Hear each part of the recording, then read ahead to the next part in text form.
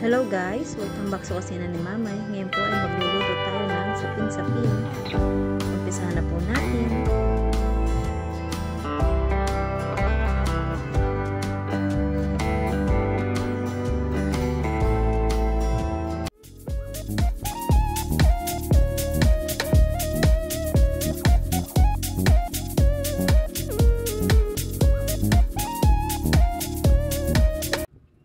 Gumamit po ako dito ng 3 cups of glutinous rice at half cup of white sugar.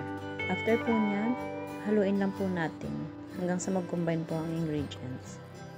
After po mahalo natin, ilagay na po natin ang 3 cups of coconut milk. Haluin lang po ulit natin hanggang sa mawala na po yung mga buo-buong or glutinous rice.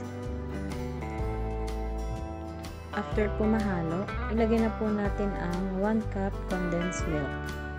Haluin po ulit natin. Pagkatapos po natin haluin ng mabuti, ay salain na po natin.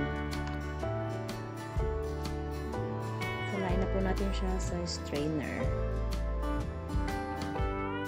After po masala natin sa strainer, lagyan na po natin siya ng 1 tablespoon of vanilla flavor. Haluin mo lang po ulit natin siya.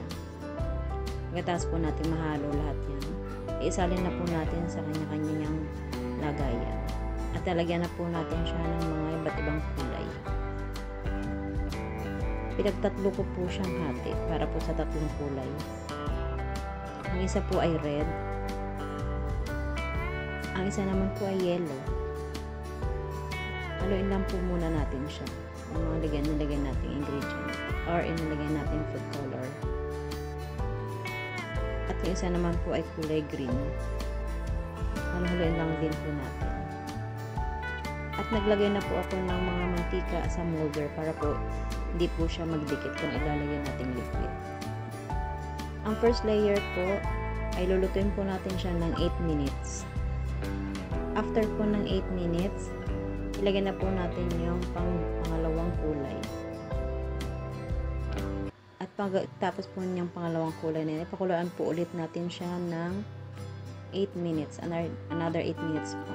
After 8 minutes po, ilagay na po natin yung pangatlong layer.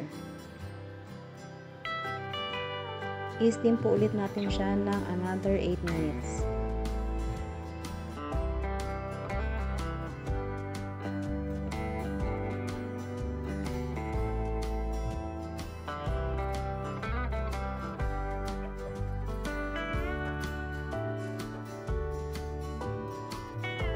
So, after po nyan, yan, okay na po siya, luto na. Palalamgin lang po muna natin siya. I-cool down lang po muna natin siya. Yan. At ayan na po ang ating sapin-sapin. Kung nagustuhan po ninyo ang aking video, please subscribe, like, and share po sa kusina ni Mamay. Until next video po. Thank you po.